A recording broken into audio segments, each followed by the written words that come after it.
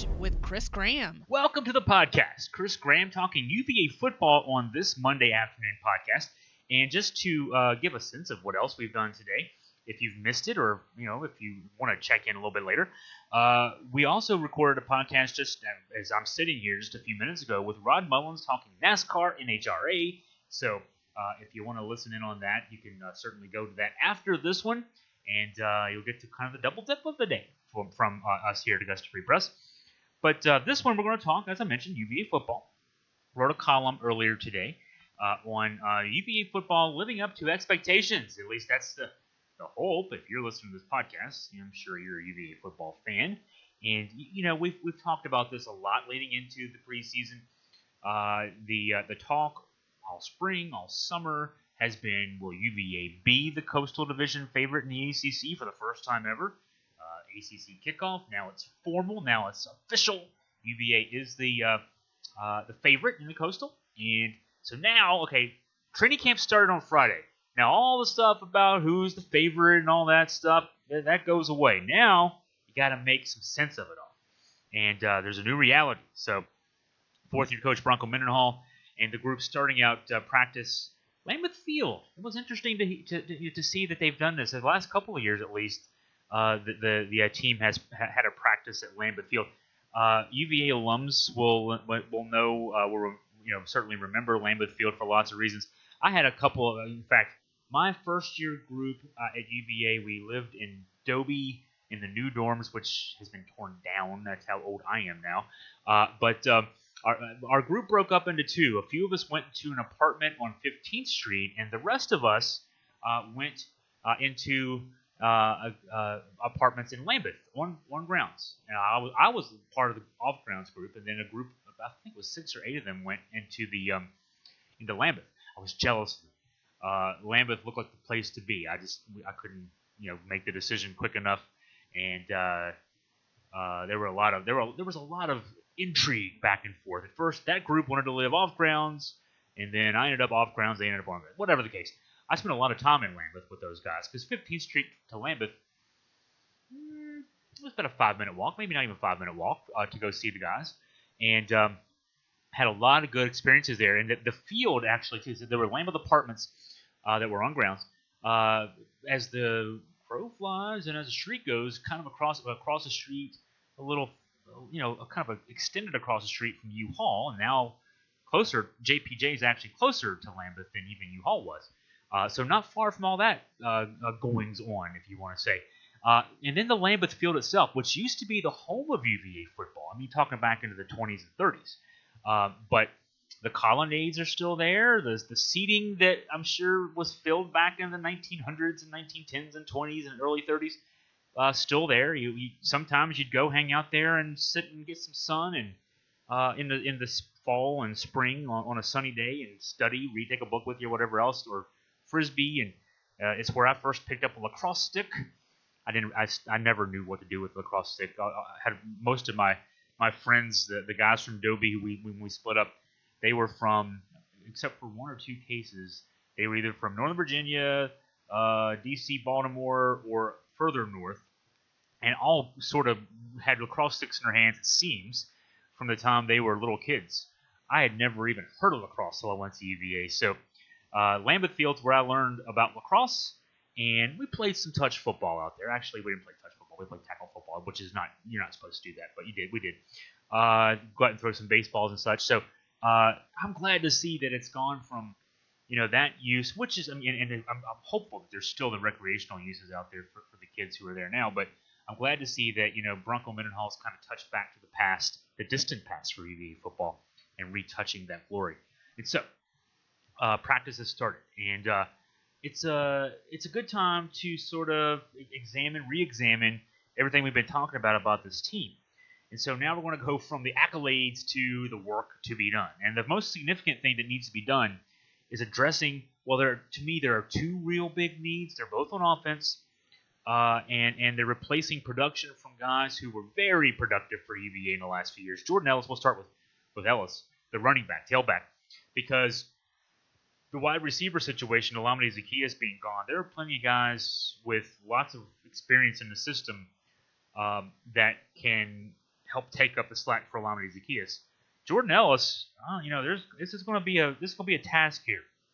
Ellis had 86.7% of the carries by tailbacks in the UVA offense in 2018, 83% of the tailback carries in 2017.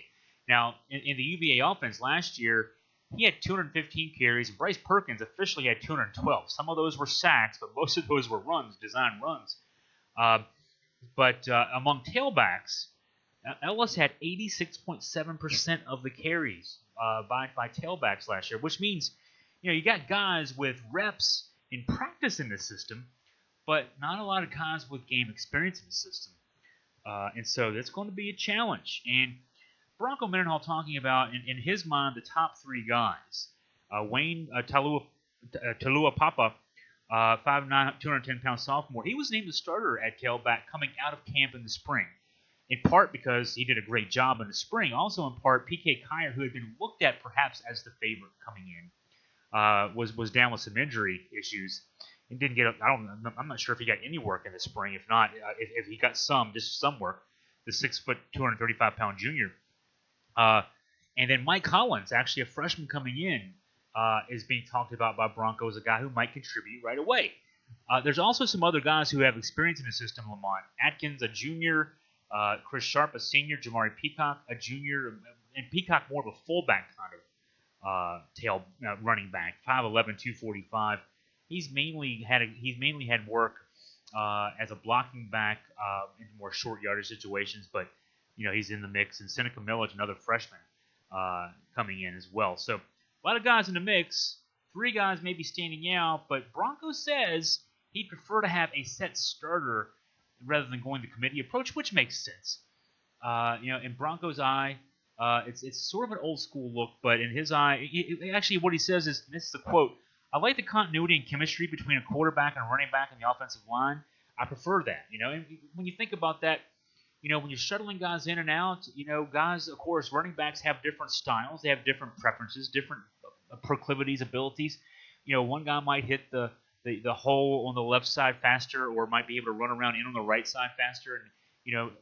And there's also the part where you got responsibilities for blocking in certain packages, in passing situations.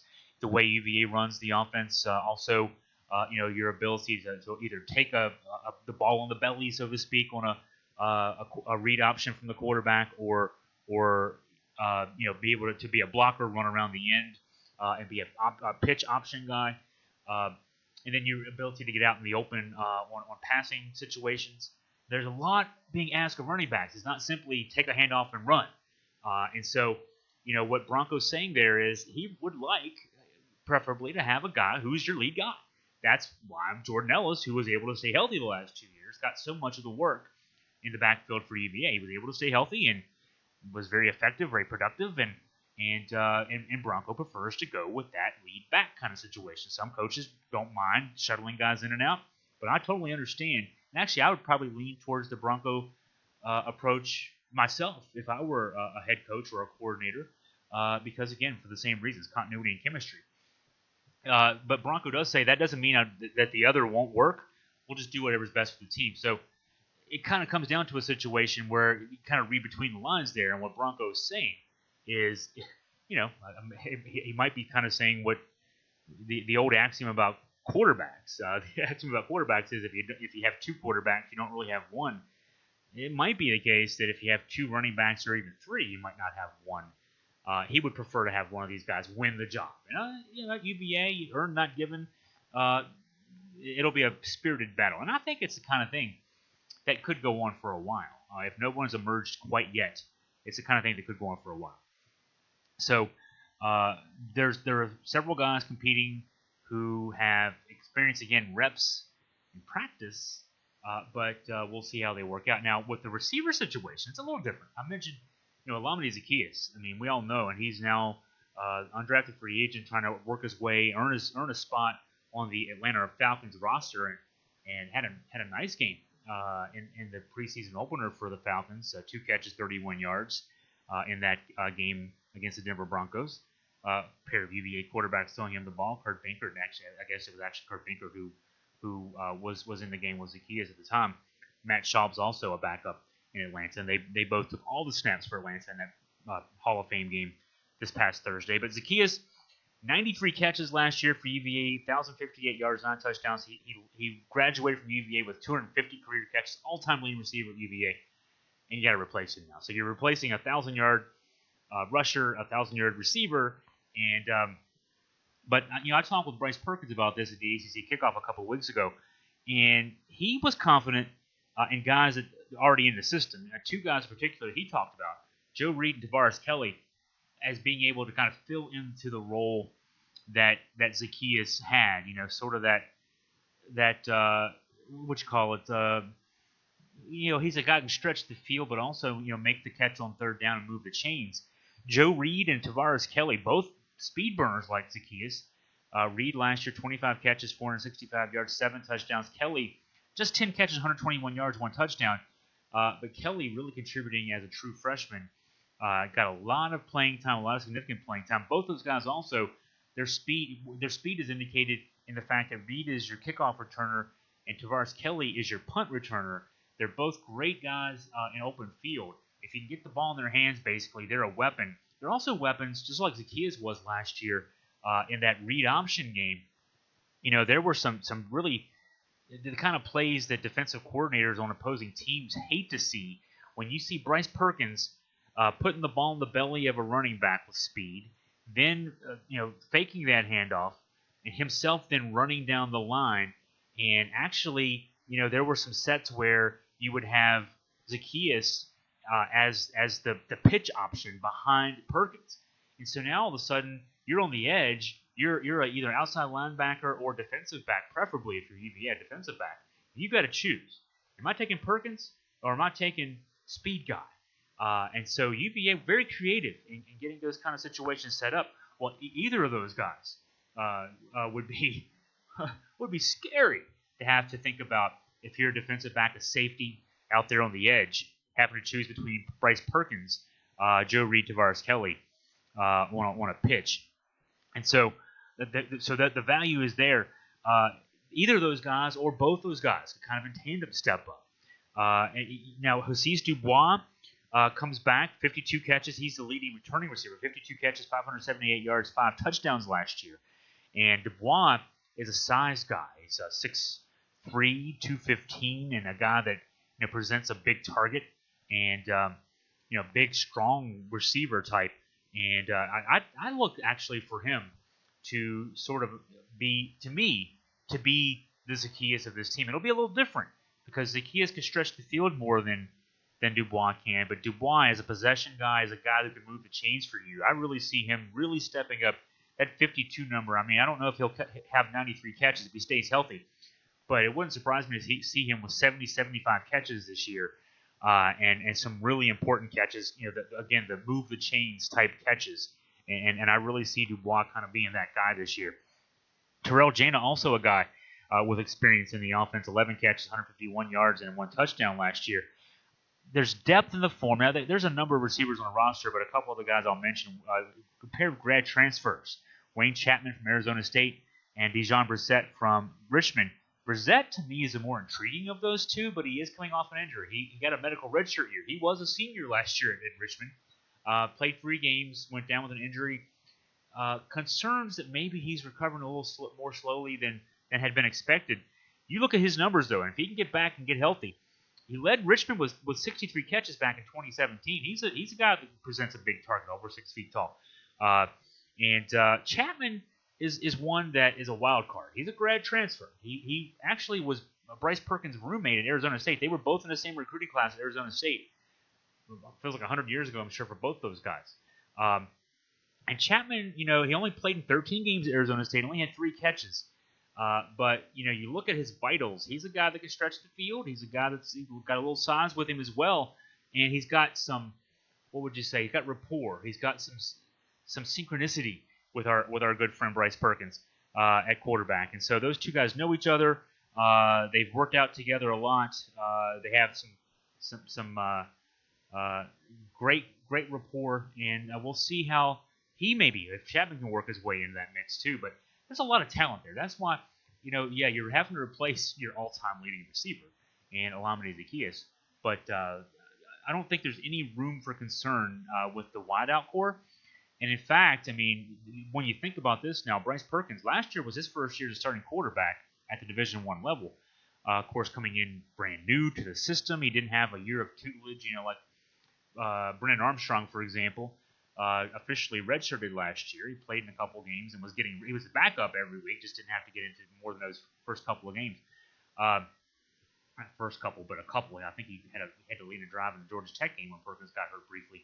But UVA then able to use that new redshirt rule and redshirt him. But Perkins didn't have that luxury. He didn't have a whole year to learn the offense, study the playbook, get reps and everything else. He had to come in and play last year straight up because he was the most talented guy and there was nobody in terms of an incumbent to compete with. And he still put up those eye-popping numbers. 2,600 yards, 25 touchdowns, 64.5% completion percentage, and now for defensive coordinator, and he rushed for 900 yards too. Don't forget that part.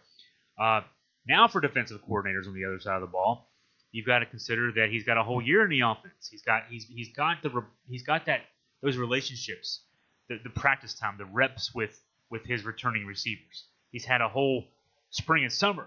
In addition to all last fall and winter with these guys, with this system, with this program.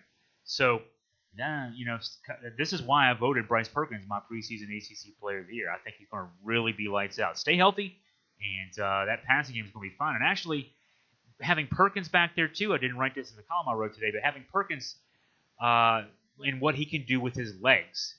And I asked him about this at the ACC kickoff. You hear a lot about dual threat quarterbacks, and they're usually 5'10", 190-pound guys. He's 6'3", about 235, 240. He's a big man, big, fast man. And he can drop back. He had the best numbers. I tweeted this at Tiki Barber. Tiki Barber, I love Tiki's radio show. He's on CBS Radio. Last week, though, he had an ACC football writer on. They were talking about, it seemed like they were talking about how great Miami was for some reason in that for a lengthy 15-minute segment or so. And Tiki mentioned in passing, I've got Bryce Perkins at my alma mater. I just worry about Bryce's ability to be a drop back passer. Bryce was the best drop. He had 280 drop back pass attempts last year. He led the ACC in passer efficiency, completion percentage on those passes. So, and that included Trevor Lawrence. So, I think our boy's okay. I think Bryce can do the job as a drop back quarterback. Yeah, he can also run. But at 6'3", 235, he's got the numbers that NFL teams like, and I think this year he'll really show it as he gets more familiar, more comfortable with his surroundings in Charlottesville. But he certainly will make. I guess the point I was getting ready to make there, then I started talking about Tiki, was for whoever the running back is, the number one tailback that Bronco and staff decide upon, he'll make their job a little easier too because Perkins takes so much attention off of linebackers, especially in terms of with his ball handling skills and him being a threat himself. It does kind of create some opportunities for running backs that might not be there in a more conventional type pro style type attack. So whoever wins that battle, I'm confident will do well because again they have Perkins kind of as a support system as far as that goes. So. So we'll have more coverage of UVA training camp. I mean, what's today? Today I think is August 5th. Have to look at my. Sometimes I'll forget what day it is, literally, and that's a good thing. But first game is 26 days away, so we are 3 weeks plus out from our first game week. But it's going to be rapidly approaching. It'll be here before you know it. Scott German and I will be making that road trip. Jerry Ratcliffe, and I'm sure Scott Ratcliffe also for the JerryRatcliffe.com, our sister site, will be making that road trip. But we're heading up to Pittsburgh for that August 31st game. And so, of course, we'll have a lot of pregame coverage there. We'll have we'll be there from the stadium. My first road trip to Pittsburgh for an ACC game. And UVA playing the defending Coastal champions in a big game for both schools. It'll really set the tone for that ACC season for the preseason favorite this year and last year's defending champion. So looking forward to that matchup and the whole ACC season. Catch my breath here now. So we'll join you again tomorrow. We'll talk some more sports here on Street Knowledge. For now, signing off, Chris Graham. Wahoo Wah.